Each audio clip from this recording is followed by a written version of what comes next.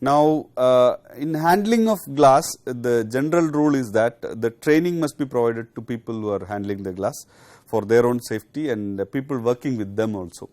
And they should learn detecting a flawed glass or glass which can break, and there is a correct way of lifting and setting it down, and which are all the personal protective equipments that needs to be worn, including protective clothing.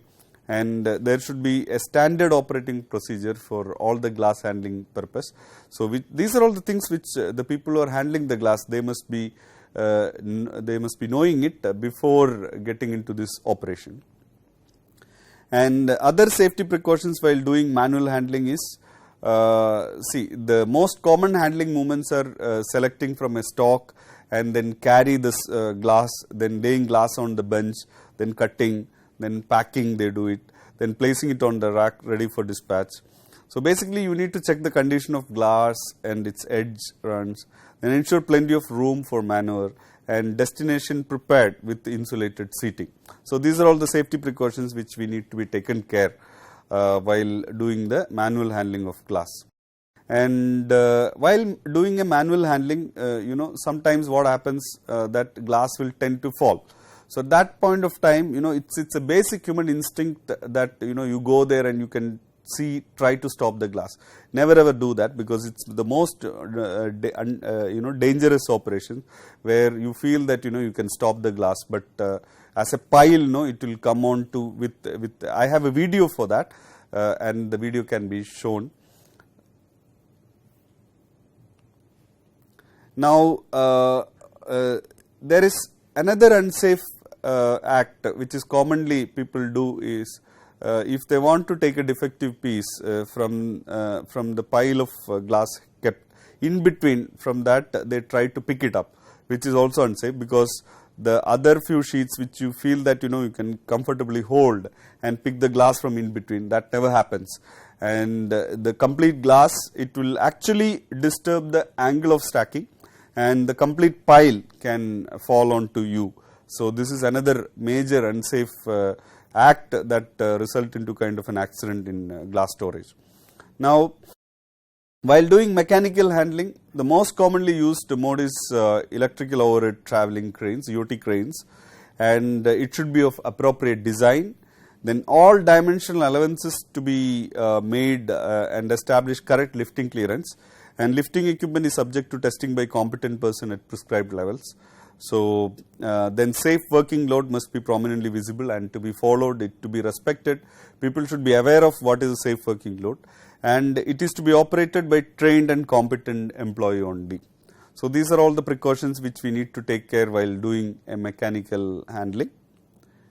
And when we do the mechanical handling, the EOT crane, what you can really see is the path in which you take the glass. It should be free of obstructions, and the operator must position outside the glass falling danger zone always. And another precaution what we need to take is the operator must make sure that he has an escape route at all times during the lift in case of falling glass. So, there should be adequate space, and he should be aware the area where which he is handling the glass, and in case of any fall, which area he need to evacuate or escape from the glass falling zone safely. This needs to be quite aware. And material handling using FLT.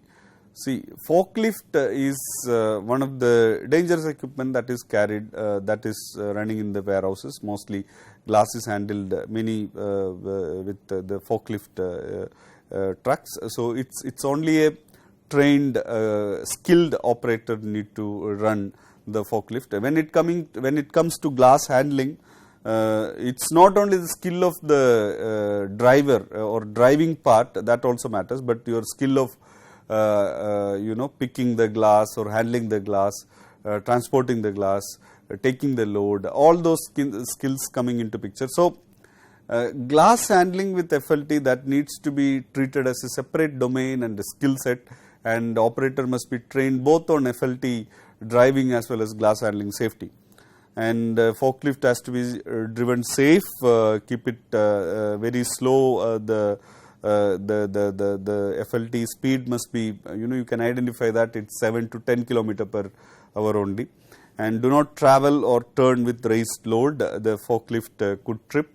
It can tip over, and then face your load uphill, and going downhill, travel in reverse when you have a obstruction in your vision, and be careful of rear and swing.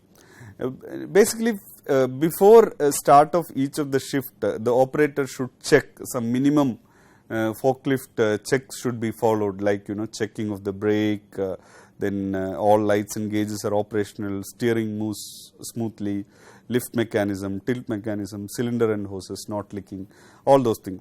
So while FLT is under parking condition, engage parking brake, then forks is always lowered at the floor, and fork must not extend into aisle or walkway.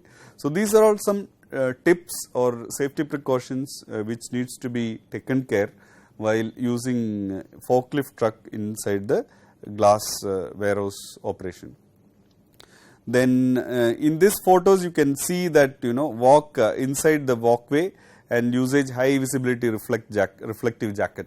So this is one best practice, because forklift truck when driving with a load, the pedestrians need to be easily identified, and convex mirrors, we discussed this point that convex mirrors to be used to spot or mitigate the risk of blind spot, and speed limit in shop floor should be maintained less than 10 km per hour or 10 km per hour, and pedestrian must not be around the forklift. There is something called as forbidden circle. It's just a 2 meter radius of around the forklift. So nobody should be near to that forklift truck, because at any point of time forklift truck can turn, twist, and can hit the person and result into a kind of a safety injury. And this is some few exemplary photographs to demonstrate what you mean by a dedicated pedestrian pathway. With physical barriers, people are protected from the risk of glass as well as forklift carrying glass. And when it comes to loading and unloading of glass, the first thing what we need to check is the vehicle, and its the floor condition of the vehicle need to be checked thoroughly. Then where the glass is stacked lengthways along the vehicle, example on cross stillages or tubular stillages, unloading should take place from alternate side, with arms and pads being replaced on side and not being offloaded. In the case of long stillages, that is with the stacks of glass loaded across the vehicle, only one pad should be moved or be removed from the stack which is being offloaded manually. And where glass is being mechanically offloaded, restraining arms or pads should not be removed until the glass is securely held by the lifting equipment. And once unloading has started, ensure that the safe angle of lean is maintained, and that the driver does not move the vehicle until he has secured the load. Now you can see the truck how it looks like, with an A-frame putting, and there it's ready for loading. And while unloading the glass from the truck, do not stand in glass falling zone unless it is secured. So it is important that we should not be standing if when it is loading or unloading, not to stand in the truck in the glass falling zone. And even if somebody there is a need for standing there, it is to be done only after securing the glass. And so ensure that the truck is standing on level ground when we load or unload. And now coming to transportation, in this picture what it is clear that this is not the way to transport glass. In the modern age, we have a lot of newer methodologies, technology, mechanisms to transport it. Now, transport of glass in boxes, pallets, and end caps, A-frames as appropriate. There is a methodology. There is a glass to be handled properly in boxes, pallets, end caps. And selection of vehicle and type of vehicle, whether it is open body, open truck, half body, full body, closed containers or half closed containers, all those things we need to take care.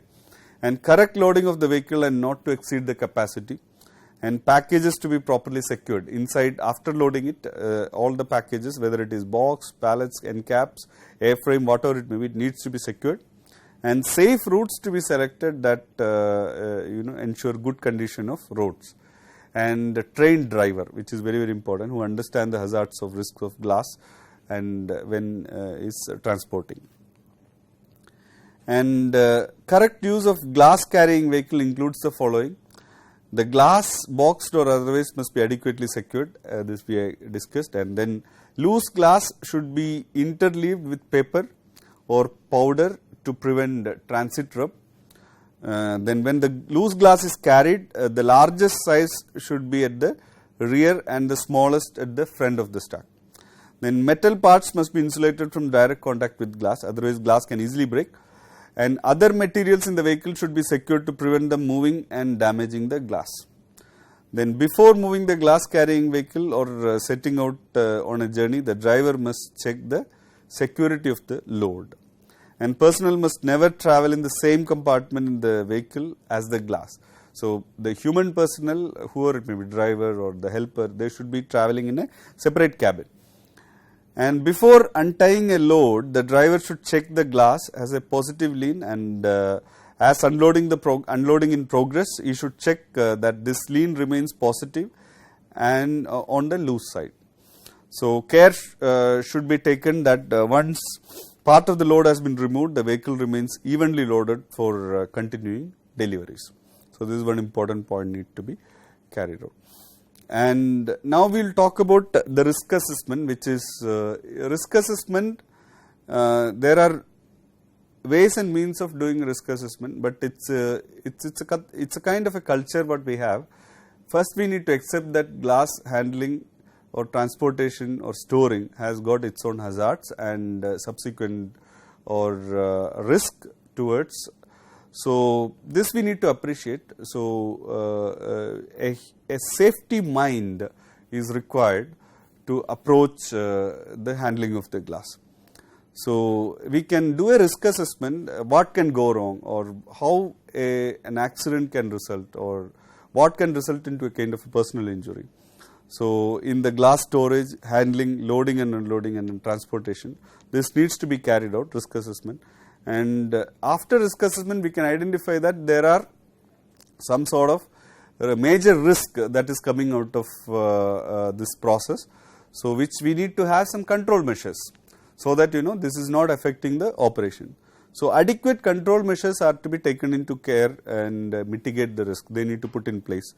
For example, if there is a securing is required, so without securing it's a risk. So we need to provide means of securing the glass and like that. So then there are a lot of engineering controls or foolproof mechanism wherever it is possible. Whenever we use EOT cranes or any type of glass handling or a machinery safety, guarding is required for a cutting. So all those places where we need to put engineering controls. And training is very, very important. Based on the risk in glass handling, people need to be trained, they need to be talked to, they need to be told these are all the risky areas or risky part of this operation, and this is the standard operating procedure which they need to follow so that they are not hurt. And make the shop floor visual by making adequate displays. So this is what it means by risk assessment.